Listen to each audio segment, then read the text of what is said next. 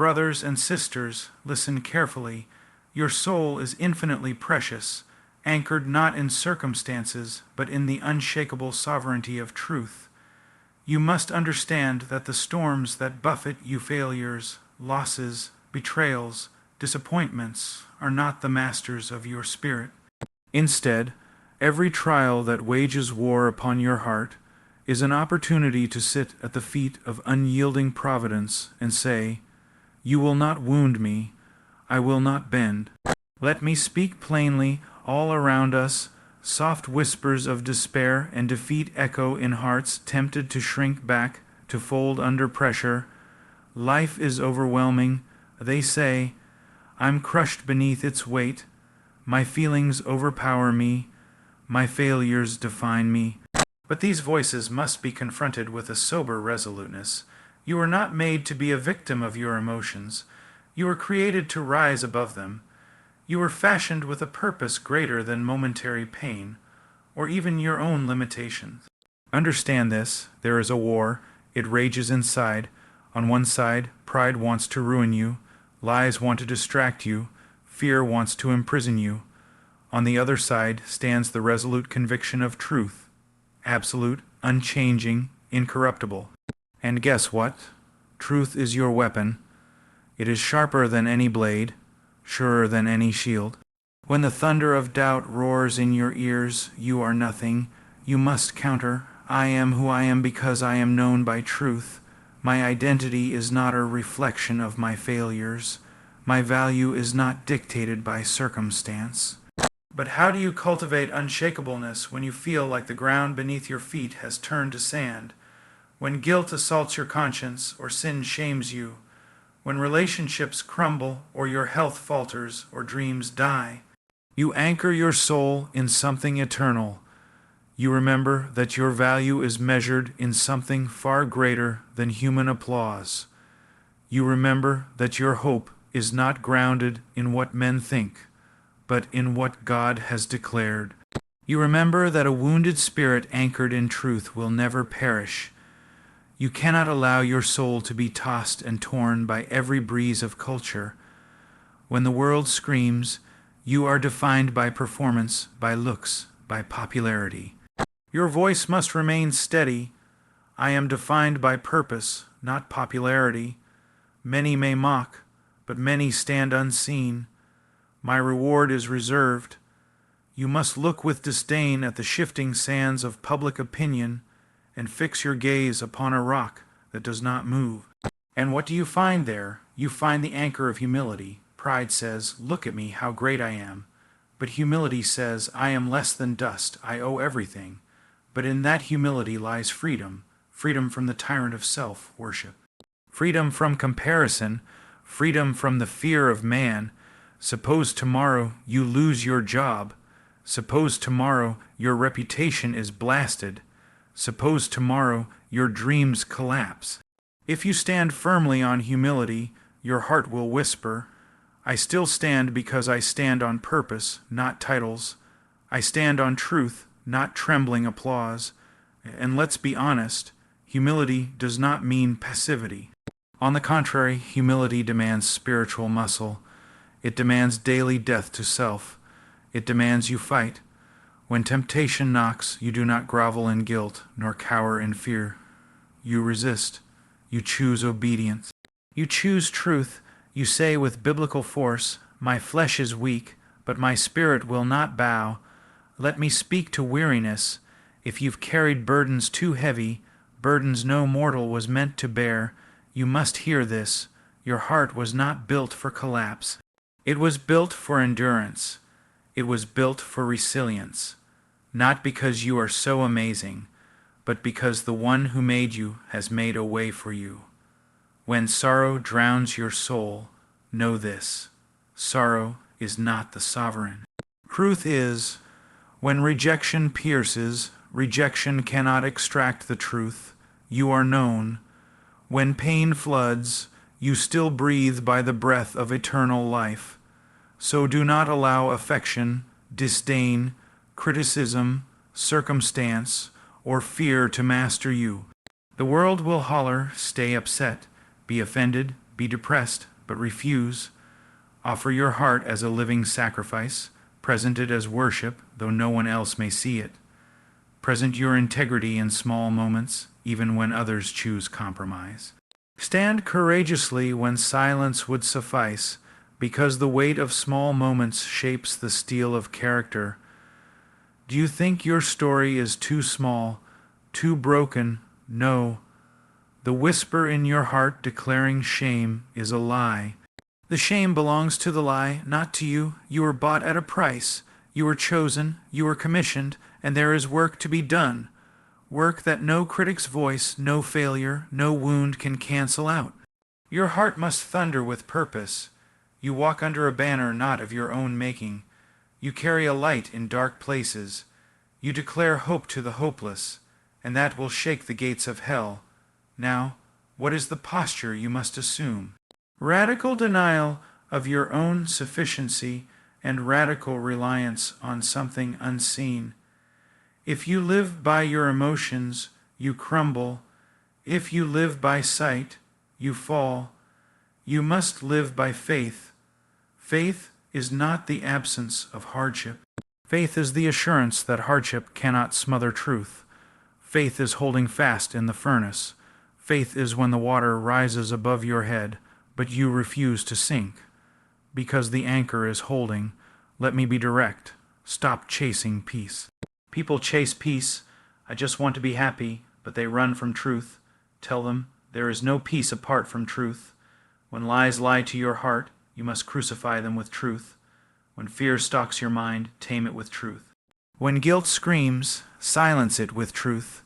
Speak it, confess it, wrestle with it. Let it saturate your soul until your heart no longer collapses in fear or shame. Truth makes you unstoppable, but here's the thing. You cannot hear truth when you nurse offense. Offense is a loud fire singeing your heart, distracting you from the battlefield. Offense says, they did me wrong, I will not forgive. But forgiveness is not for them, it's for you. It untethers your soul. It frees you from being manipulated by bitterness. It opens your eyes to mercy. When you forgive, you say to the lie, I will not be victimized. My soul will not shift with human sin. You stand resolute. You may ask, but what about consequences? What if I'm still hurt? Good. Consequences are real, but those don't inform your worth. They inform your path forward. They beckon prudence, not bitterness. They call for wisdom, not emotional captivity. Consequences without bitterness refine your spirit. They break the chains of naive pride. Let me say it plainly. Spiritual maturity is not measured by outward calm. It's measured by inward allegiance to truth. A mature soul does not collapse when afflicted. A mature soul chooses grace when wronged. A mature soul lifts eyes to the invisible throne when pressures mount. A mature soul says, let no storm define me. Let me define the storm by standing unmoved, rooted in purpose. What does it look like practically? It looks like waking at dawn to pray. That's truest weaponry. It looks like reading scripture slowly, letting truth carve your bones. It looks like offering up your anxious thoughts as sacrifices of worship. It looks like humbly seeking counsel when pride tells you to isolate. It looks like confessing sin before it slithers into despair. It looks like celebrating others' successes when your name is still whispered. It looks like folding your hands in worship even when tears carve rivers down your cheeks. Hear me, this is not optional. To stand unmoved is not for super saints. It is commanded. You cannot pick and choose. You cannot welcome the blessing and reject the trial. You may not enjoy the pain, but you must refuse to be diminished by it. You must refuse to play under that annoyed rhythm. Instead, march to the cadence of faith. Carry the banner of perseverance. Sing the songs of hope. What do other platforms offer? The unlimited scroll, the instantaneous thrill, the fleeting affirmation. This is rubbish. Your soul never was meant for fluff. It was meant for weight. It was meant for lasting treasure. Do you think that delta of counterfeit content will satisfy? In the moment, maybe, for a moment. But tomorrow, when you wake, you will empty again. Only depth sustains. Only truth satisfies, and conviction acts. A people convinced of truth will bend under no trial. If you stumble, you rise. If you fail, you repent. If you fall, you confess, and you keep moving forward. For every step of obedience, you receive a deposit, a witness in your spirit that you are not alone, that you are upheld. And with each deposit, confidence grows, not confidence in self, but confidence in promise. So what stands between you and unshakable faith, distraction, disbelief, the old man that refuses to die? Strip it, recognize it, name it, and put it to death. The world says comfort. You say kingdom. The world says ease. You say endurance. The world says self. You say sacrifice. For the rest of your days, may that pivot be your anthem. Let no desire for ease sway your conviction. Let no scandal crush your resolve. Let no temptation quench your fire. Let no fear shackle your heart. Remember, building a life unmoved is not a Sunday morning task. It is a daily, hourly, minute-by-minute choice. A lifestyle of battle, a disciplined rejection of the feel, good gospel that kills strength. Feelings are fragile. They serve as signposts, not traffic cops. They guide, but they do not govern. Government belongs to truth. It belongs to courage. It belongs to the clenched fist of obedience. You might feel broken today, and you are, but you stand broken under truth, not crushed by it. You stand broken under truth, not camouflaged by comfort. Come to the table of endless mercy and say, refine me.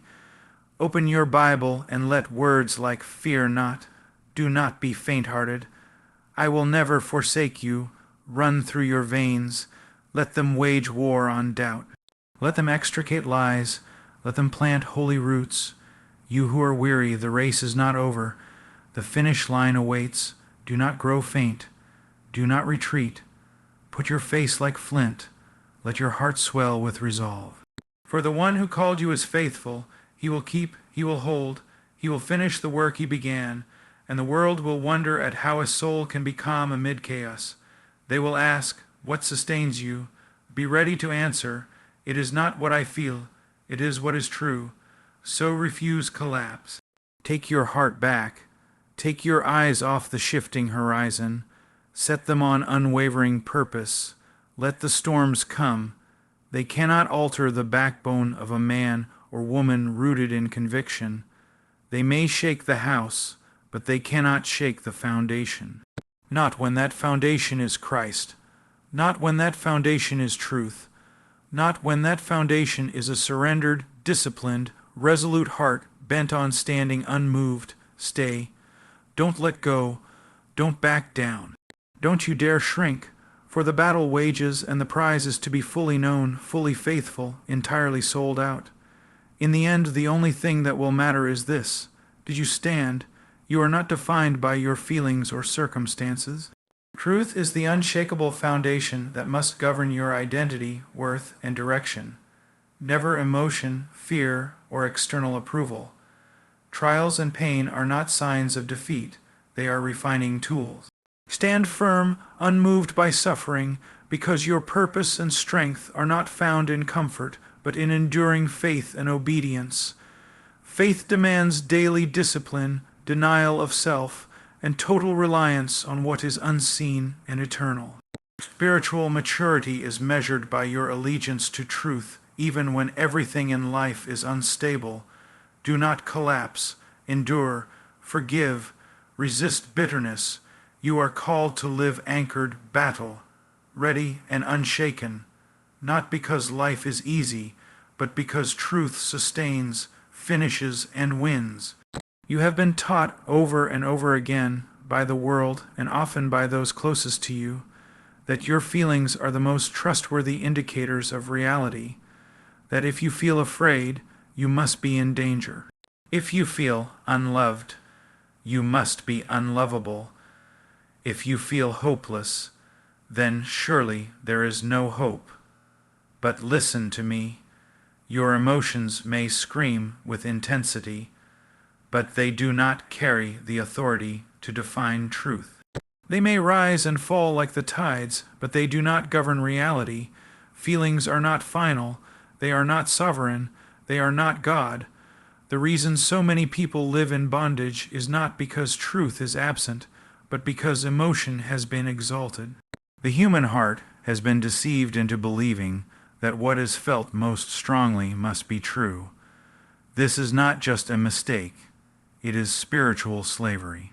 It is the reason many walk around with anxiety that chokes their peace, bitterness that hardens their hearts, and shame that keeps them hiding in silence. But feelings were never designed to lead you. They were designed to follow. Truth must lead. Truth must command. Truth must stand on the throne of your heart while emotions serve at its feet. You may feel like you've failed too much to be restored, like your past disqualifies you from hope. But truth says there is redemption, full and final, available even now. You may feel forgotten, invisible, irrelevant, but truth says you are seen, chosen, and dearly loved. You may feel overwhelmed by guilt and regret, convinced you will never change. But truth says mercy is new every morning, and power is made perfect in weakness. So which voice will you believe, the fleeting whisper of emotion or the everlasting word of truth? There must come a moment, perhaps even now, when you violently reject the tyranny of your emotions. Not because emotions are evil, but because they are unfit to rule. A ship tossed by waves cannot navigate itself. It needs an anchor, a compass, a fixed point. So does the soul. Truth is that fixed point. It does not bend with culture. It does not sway with mood. It does not shift with popular opinion. It stands, it endures. It commands the storm to be still, and it speaks with clarity when everything else is confusing. If you are angry, do not assume your anger is righteous. Let truth examine it. If you are anxious, do not assume something is wrong. Let truth address it. If you are depressed, do not accept despair as your identity. Let truth confront it. Too many build entire belief systems around their emotional experiences and never stop to ask if those beliefs are actually true. You must be different. You must love the truth enough to allow it to offend you, to confront you, to correct you. And what is that truth? It is that your worth is not determined by your success. Your identity is not validated by others' opinions. Your future is not secured by your plans. Your peace is not preserved by your own strength. Truth says there is a foundation stronger than your best days and deeper than your darkest nights. It says you are not your sin, you are not your fear, you are not your worst moment, you are not what happened to you. You are not what others said about you. You are who you were created to be, someone with eternal value, someone made for truth. If you continue to bow to how you feel, you will live your entire life in reaction rather than in conviction. You will be at the mercy of moods, circumstances, and people's words. That is not freedom. That is emotional slavery. But truth is a sword. It cuts through confusion. It silences the noise. It reminds you who you are, and more importantly, who God is. And when you see Him rightly, you begin to see yourself rightly. You begin to see that your emotions, while real, are not always right. Think about how quickly feelings change. A kind word can lift your spirit. A single criticism can undo your joy. A bad night's sleep can turn a confident person into a discouraged one. But truth does not change with the weather. Truth is not threatened by your bad day. Truth remains whether you believe it or not. And that's the power of anchoring your life in it. You become immovable not because you don't feel, but because you don't follow those feelings into despair. You let them rise, and then you bring them before truth. You let truth test them, weigh them, and speak to them. Let me tell you something that may offend your comfort, but rescue your soul. Your emotions are not trustworthy guides. They are often shaped more by wounds than wisdom, more by history than by holiness. You may feel unloved because you were once abandoned. You may feel rejected because others misunderstood you. But these feelings do not define reality. They reflect experience, but not identity. Truth must interpret experience, not the other way around. Because if your wounds interpret truth, you will always be limping. But if truth interprets your wounds, you will walk healed. Stop asking your emotions to lead your decisions. Stop looking to your mood to determine your mission. Stop consulting your fears to confirm your calling. Stand up. Let truth be your foundation, even when you're tired, even when you're unsure, even when every feeling in your body is screaming otherwise. Courage is not the absence of emotion. It is the refusal to be ruled by it. Strength is not found in never breaking. It is found in returning to the truth every time you do. This world exalts self-expression above self-discipline. It celebrates those who speak their truth rather than seek the truth. But what does that produce? A culture of instability, a generation that cannot endure adversity, a society that is governed by offense rather than by principle. You are not called to live like that. You are called to stand even when you feel weak, to love even when you feel bitter, to obey even when you feel numb. That's what truth does. It gives you the ability to act rightly even when you feel wrongly. The enemy loves to use emotions to distort reality. He does not come shouting obvious lies. He comes whispering subtle distortions. You're not enough. You've blown it too many times. No one really cares. Things will never change. These lies often sound like your own thoughts, your own feelings. But they are chains, and truth breaks chains, but it does not break them with comfort. It breaks them with confrontation. It does not coddle lies, it crucifies them. Sometimes truth will feel like a sword through your pride. It will confront what you have justified for years. It will reveal that what you called being real was actually being ruled by emotion. It will show you that what you called boundaries was actually fear in disguise.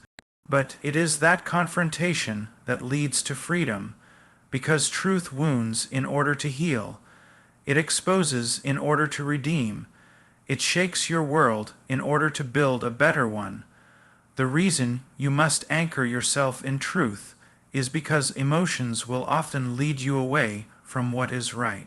Think about the people you've walked away from because of hurt you never processed. Think about the opportunities you missed because of fear you never challenged. Think about the peace you forfeited because of guilt you never gave to God. Truth would have led you differently. Truth would have said, don't run, forgive, try again, trust. But emotion won, and you've carried that weight ever since. It's time to let truth win. It's time to stop waiting until you feel strong to take action. Truth says you are strong in your weakness. Truth says grace is enough right now. Truth says peace is possible, not because your life is easy, but because your heart is anchored.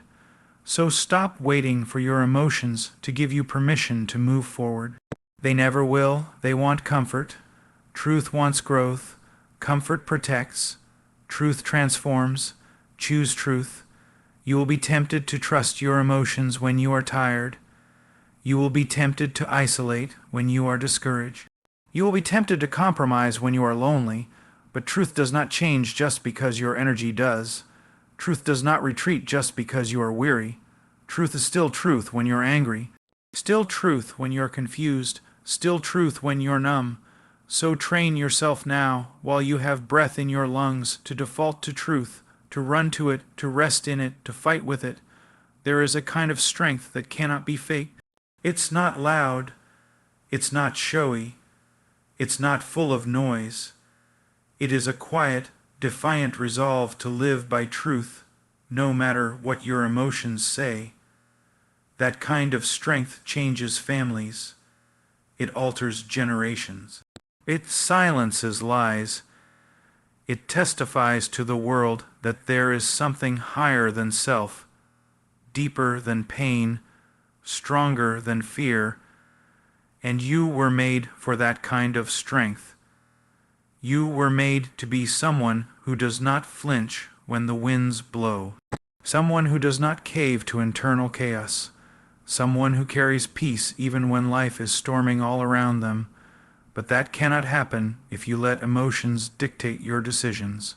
You must come to a place where you say, I feel afraid, but I will act in faith. I feel angry, but I will speak with grace. I feel discouraged, but I will press forward anyway. That's not hypocrisy, that's holiness. Do not let your feelings convince you that truth is distant. Truth is closer than your next breath. Truth has already spoken. It has already declared your worth. It has already defeated your fear. It has already named you, called you, equipped you, and sent you. So the next time your emotions roar and threaten to pull you under, respond with the voice of truth. Not your suffering is not a sign that you've been forgotten. It is not evidence that your life is off course. It is not proof that you are weak or unworthy or broken beyond use. Suffering is the furnace in which resilience is formed, the battlefield where faith is tested, the place where comfort is stripped away so that character can stand unassisted by ease. It is not a curse to endure suffering. It is a call to rise within it, to be shaped in its fire, and to become unshakable, not in spite of suffering, but through it. There is something dangerous about comfort. Comfort can sedate. Comfort can deceive. Comfort can convince a person that strength is unnecessary, that sacrifice is optional, that faith is a pleasant ornament rather than a vital necessity. But suffering exposes the truth. It lays bare the soul. It strips pretense and demands clarity. In suffering, we come face with our weakness, and only then are we positioned to learn real strength. Resilience is not born in calm waters. It is born in crashing waves.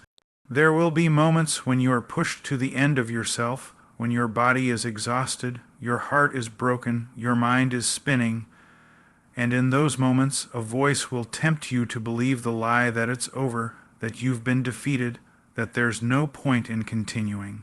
But the truth is that this very moment, the one where everything feels lost, is often the place where endurance begins.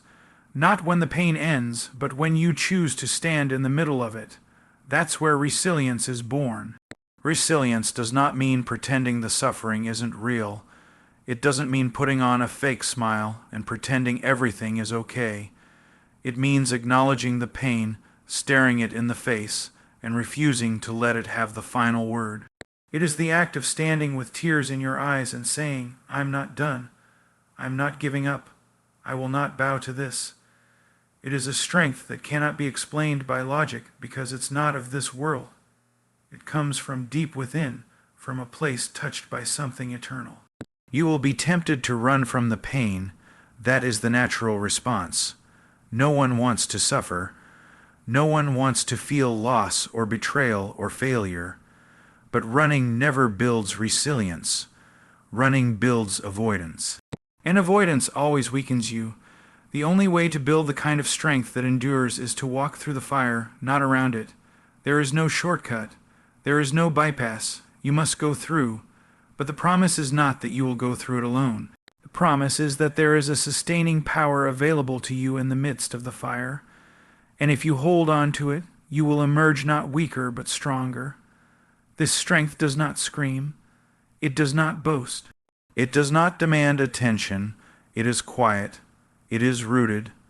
It is the kind of strength that is content to be unseen because it knows that true endurance is not for applause but for integrity. Resilience is not showy. It is faithful. It is not explosive. It is consistent. It is the decision to wake up again and do what is right, even when you feel nothing. It is the choice to love again after heartbreak, to hope again after disappointment, to believe again after crushing doubt. And this resilience does not come from you alone. If it did, you would break, because no one is naturally strong enough to withstand the waves of this life. You must be sustained by something outside yourself, something greater than pain, deeper than fear, more permanent than loss. That strength is not just discipline, it is divine. You cannot manufacture it, you must receive it, and you receive it not in moments of pride, but in moments of surrender when you say, I have nothing left, but I am still here. Resilience through suffering does not mean you do not cry. It means you cry, but you keep walking. It does not mean you never doubt. It means you bring your doubt into the light instead of hiding in the dark. It does not mean you never feel weak. It means you recognize that your weakness is where strength is built, because the human soul was not designed to be strong in itself. It was designed to be sustained by truth, and when truth holds you, no pain can destroy you. Look at history. The strongest people were never the most privileged or protected. They were those who suffered and still stood. They were those who lost everything and still loved. They were those who were misunderstood, misjudged, misrepresented, and still held to their convictions. Their strength did not come from ease, it came from endurance, it came from suffering, and so will yours. If you allow pain to deepen you rather than destroy you, you will become something the world cannot explain. Pain has a way of simplifying life. When everything is stripped away, you begin to see what really matters. You begin to see how much time you've wasted trying to control what you never could, trying to avoid what you should have faced, trying to please people who were never meant to be your judges. Suffering brings you back to the core of things. It reminds you that you are not invincible and you were never meant to be. It reminds you that the goal is not survival. It is transformation, and transformation hurts. The breaking of pride hurts. The confrontation of fear hurts. The letting go of idols hurts. But the fruit of that pain is something no comfort can produce. It is depth. It is perspective. It is a wisdom that cannot be taught in books or sermons. It must be lived. It must be carved into your bones by the hand of hardship. And when you've walked through it, truly walked through it, you emerge with something the world cannot give and cannot take. Unshakable endurance. That endurance will not always be loud. Sometimes it will look like a whisper. Sometimes it will look like silence. Sometimes it will look like stillness when everything in you wants to run. But make no mistake, it is strength. It is stronger than performance, stronger than intellect, stronger than status. It is the quiet resolve of a soul that has been pressed but not crushed, struck down but not destroyed, grieved but not broken. And that kind of soul changes the world. There will be days when you feel like you've taken 5 steps backward for every 1 step forward. That does not mean you failed. That means you are human. The mark of resilience is not perfection. It is persistence. It is the choice to begin again, even when you thought you were done. It is the refusal to let the darkness dictate your future. You may crawl some days. You may stumble, but as long as you do not stop, you are growing stronger. Suffering also has a way of revealing what you really believe. When everything is going well, it's easy to say the right things, easy to quote the right words, easy to carry the banner of faith. But when things fall apart, when you are alone and disappointed and broken, that's when you find out what you've actually built your life on. If you've built it on feelings, you will fall. If you've built it on comfort, you will collapse. But if you've built it on truth, you may shake, but you will not break. So when suffering comes, as it surely will, don't ask, why me? Ask, what is being formed in me? Don't retreat into bitterness or self-pity. Lean forward into growth. This pain is not meaningless. This season is not wasted. Something is being forged in the fire. Something is being refined. And when it is done, you will not be the same. You will be stronger. You will be deeper, you will be more alive than you ever were in ease. It is easy to speak about strength. It is something else entirely to live it. Real strength is forged in silence, when no one is watching, when the applause has stopped and the loneliness sets in. That's when resilience shows up. It does not need an audience. It does not need validation. It simply keeps going. That is the kind of person you must become, not because life is hard, but because purpose is great. You are not here to be entertained. You are here to be refined, to be tested, to be made ready. And readiness does not come through ease. It comes through pressure. It comes through pain, but the pain will not last forever. Suffering will not be the end of your story. It is only a chapter, and it is a chapter that must be written, not skipped. For in the writing, your character is shaped. In the writing, your convictions are strengthened. In the writing, your voice becomes clearer, and when you speak again, when you rise from the ashes, you will speak not from theory, but from experience, and that kind of voice carries weight. That kind of life cannot be dismissed. That kind of strength cannot be ignored, because it speaks of truth that has been proven, not just believed. It speaks of love that has endured, not just been felt. It speaks of hope that has survived the fire. And that is what the world is longing for, not just answers, but witnesses, not just theories, but living proof that suffering does not destroy those who are grounded in something greater. So you do not need to fear the suffering. You do not need to hide from the pain. You are not the only one walking through it. You are not the first, and you will not be the last, but you can be the one who walks through it differently, not bitter, not broken, but resilient, faithful, true. And when you do, you will become a voice of hope to those still in the fire. You will become a signpost that says, "This pain is not the end. Keep going." Victory is not always found in the moment when the crowd is cheering. It is not always marked by banners waving or trumpets sounding. Real victory is forged in the silence of unseen faithfulness, in the monotony of daily obedience, in the hidden decisions no one else applauds or even notices. It is shaped not by the ease of circumstances, but by the refusal to quit when everything around you says it's time to let go. Perseverance is the slow, steady walk of the one who has made up their mind that the end will be worth every mile, every wound, every tear. It is not those who begin strong who are victorious. It is those who finish faithfully. The world is filled with people who sprinted at the start and collapsed halfway, not because they lacked talent, not because they didn't dream big enough, but because they never learned how to endure when the flame of emotion died out and the reality of hardship settled in. The strong are not those who shine brightest for a moment. They are those who burn with consistency over a lifetime.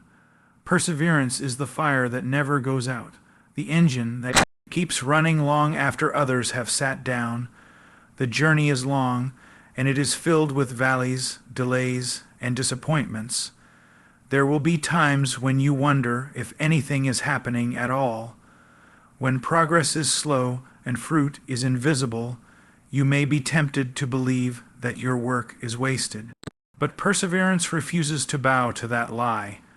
Perseverance says that what is sown in tears will one day reap a harvest, that what is buried now will one day break through the soil.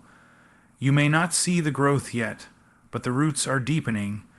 You may not feel the breakthrough, but something is shifting in the unseen. Victory comes to those who understand the power of one more step.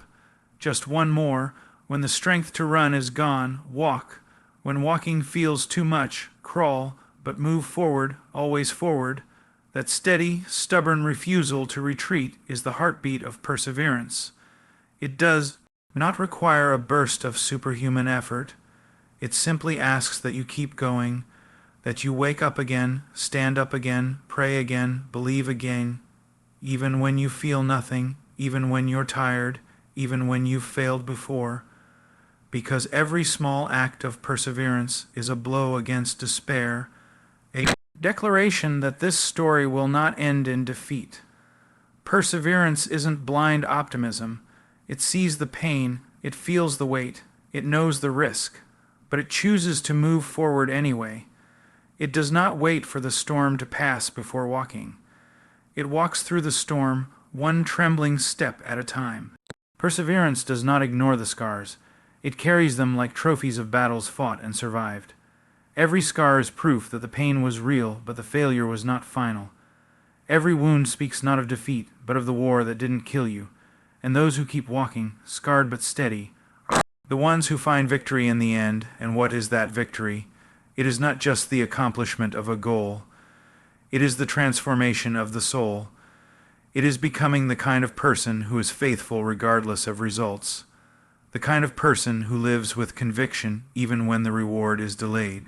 Victory is not just getting what you want, it is becoming who you are meant to be, and that kind of becoming only happens through perseverance. No shortcuts, no fast tracks, just faithful daily steps forward. There is a temptation to quit when you are misunderstood, when your motives are questioned, when your words are twisted, when your intentions are doubted. But perseverance does not seek approval from man. It does not bend under criticism or grow proud from praise. It stays rooted in purpose, in mission, in truth.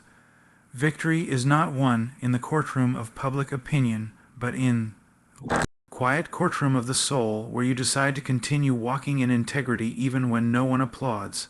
Some battles you fight will last longer than you ever imagined. Some prayers will take years before they are answered. Some promises will feel like they're fading into the distance. And everything in you will be tempted to say, "What's the point?" But that question has already been answered. The point is obedience. The point is faithfulness. The point is refusing to measure success by ease or speed, but by endurance. And when you endure, you are already victorious, not because you see the result, but because you have not surrendered. Victory is not reserved for the strongest.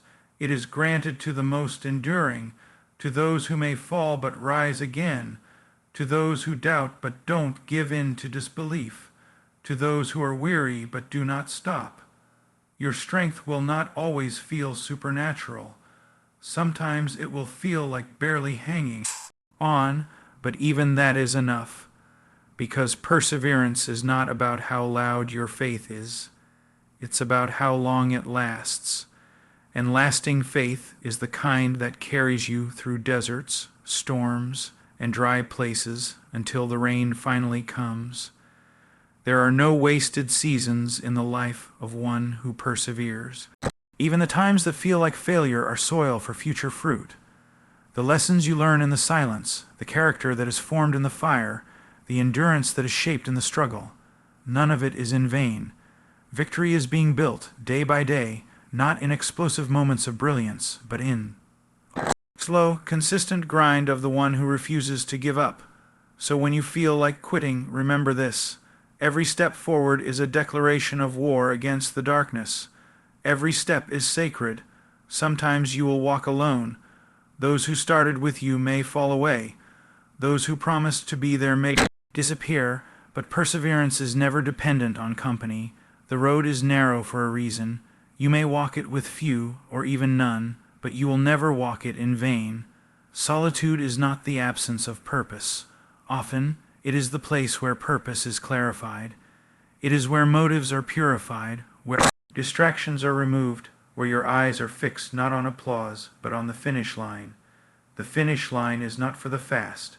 It is for the faithful, and faithfulness is forged in trial. Perseverance sees the trial and says, "This will not stop me." It looks at the mountain and says, "I will climb it." It faces the rejection and says, "I am still chosen." It feels the pain and says, "This will not define me." That kind of resolve cannot be given by emotion. It must be chosen, forged, tested, and chosen again. And that choice, made day after day, is where true victory lies.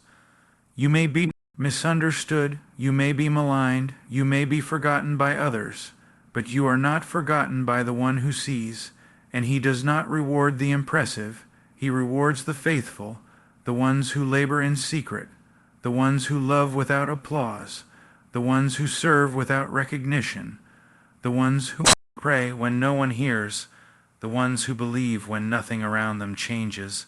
These are the victorious. These are the unshakable. These are the ones who will cross the finish line with scars and stories and the kind of strength the world can't replicate. There is something fierce about the quiet soul who has decided not to turn back. There is something unshakable about the one who has already decided, no matter what comes, I will not give up. I may be wounded, I may be tired, but I will not stop. That is the language of victory. That is the declaration of perseverance. That is what changes legacies, restores families, and sets captives free. Because perseverance is contagious. When one person refuses to quit, others find the courage to continue. Your children need to see you persevere. Your friends need to see you stand. The people you influence need to see that faithfulness is possible, that endurance is real, that quitting is not the only option. Your life is a testimony, not just in what you say, but in how you live. Every day that you choose to keep going. You are preaching. Every time you stay the course, you are declaring that there is a strength greater than circumstances, a joy deeper than sorrow, a hope that doesn't fade with time. Victory is not one moment of success. It is 1,000 moments of perseverance. It is rising after every fall. It is believing after every disappointment. It is continuing after every closed door. It is trusting when you have no proof, loving when you have no guarantee, and serving when you have no reward. That is perseverance. That is victory. And that is the life that leaves a mark, not because it was easy, but because it was faithful. You don't need to be the most talented. You don't need to be the most articulate. You don't need to be the most connected or admired or gifted. You just need to be the most faithful. You just need to keep going. You just need to refuse to stop. And if you do that, if you commit to the long road, the narrow path, the steady walk, you will arrive. You will endure.